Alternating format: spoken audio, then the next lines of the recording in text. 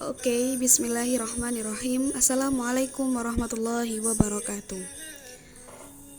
Perkenalkan, nama saya Rahma Hidayatul Syarifah dari Prodi Hukum Ekonomi Syariah. Ingin menjelaskan makna filsafat, lalu teori filsafat, konsep filsafat, ilmu pengetahuan filsafat, dan ilmu filsafat. Yang pertama yaitu makna filsafat. Filsafat atau filosofi yaitu secara bahasa artinya philos yang artinya cinta dan sophia yang artinya kebijaksanaan. Secara kebahasaan memiliki arti cinta kebijaksanaan. Nah, dari para filsafat disebut filsuf yang mempunyai arti orang yang mencari kebijaksanaan atau kebenaran. Seperti siapa saja, contohnya Plato, lalu Aristoteles, ada Marcus Tullius, Cicero, dan masih banyak lagi. Nah, selanjutnya juga ada teori filsafat. Nah, di sini berbagai filsuf juga memberi pengertian tentang filsafat. Yang pertama yaitu Francis Bacon tentang metode induksi eksperimen. Pemikiran filsafat ilmu Bacon yaitu pada tahun 1561 sampai 1626. Menurut Bacon, agar dapat menguasai alam, manusia harus mengenalnya lebih dekat. Langkah untuk itu adalah dapat menggunakan metode induksi berdasarkan eksperimen dan observasi. Metode ini merupakan instrumen yang ia klaim sebagai baru bagi sains dalam kehidupan menghimpun data-data faktual dalam jumlah besar. Selanjutnya yaitu John Stuart Mill, logika induksi. Sama dengan Francis Bacon, John Stuart Mill pada tahun 1806 sampai 1873 adalah filsuf yang juga mempersoalkan proses generalisasi dengan cara induksi. John Mill dalam menguraikan logika induksi hendak menghindari dua ekstrim, yaitu yang pertama generalisasi empiris sebagaimana pada Francis Bacon, dan untuk ini ia sependapat dengan Ham yang mempertanyakan generalisasi empiris, bahkan menyebutnya sebagai induksi yang tidak sah. Yang kedua yaitu induksi yang mencari dukungan pada pengetahuan a priori sebagaimana pada Kant. Cara kerja induksi juga ada 4.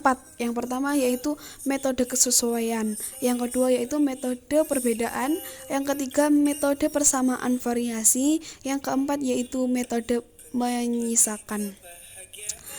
Yang ketiga yaitu menurut Auguste Comte, data positif empiris. Bermula pada ketertarikan Auguste Comte pada tahun 1798 sampai 1857.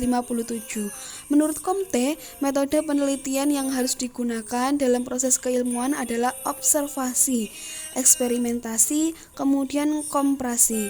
Yang terakhir yang digunakan terutama untuk melihat hal-hal yang lebih kompleks seperti biologi dan sosiologi.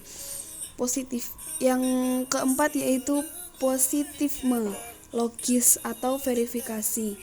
Wilhelm Dilthey pada tahun 1833 sampai 1911. Pandangan Dilthey dikembangkan disebut neopositivisme atau sering disebut dengan positivisme logis. Dan yang kelima yaitu Karl Popper, klasifikasi. Menurut Popper, teori-teori ilmiah selalu dan hanyalah bersifat hipotetis atau dugaan sementara. Nah, di sini nggak selamanya ya dugaan-dugaan seperti itu. Tak ada kebenaran terakhir. Popper lebih suka menggunakan istilah hipotesa atas dasar kesementaraan. Yang keenam yaitu Thomas S. Kuhn, paradigma. Paradigma ilmu dapat dianggap sebagai suatu skema skema kognitif yang dimiliki bersama. Sebagaimana skema kognitif ini memberi kita sebagai individu suatu cara untuk mengerti alam sekeliling. Dan yang ketujuh adalah Imre Lakatos. Metodenya yaitu metodologi program riset. Dengan struktur program riset itu diharapkan dapat menghasilkan perkembangan ilmu yang rasional. Keberhasilan suatu program riset dilihat dari terjadinya perubahan problem yang progresif. Sebaliknya, suatu program riset dikatakan gagal jika hanya menghasilkan program yang justru merosot atau degeneratif. Nah, selanjutnya yaitu konsep filsafat. Konsep filsafat ini yaitu mendasar dalam kehidupan dan suatu hubungan dengan manusia yang berpikir logis, kritis, radikalis, sistematis, dan universal. Dan filsafat ilmu yaitu menurut Kommi Semiawan, filsafat ilmu bersifat tidak faktual atau berisi tentang dugaan pertaatan yang belum ditentukan jawabannya dan sesuatu yang tidak masuk akal. Juga bersifat normatif, subjektif dalam menyajikan fakta yang dapat dihayati dan dirasakan.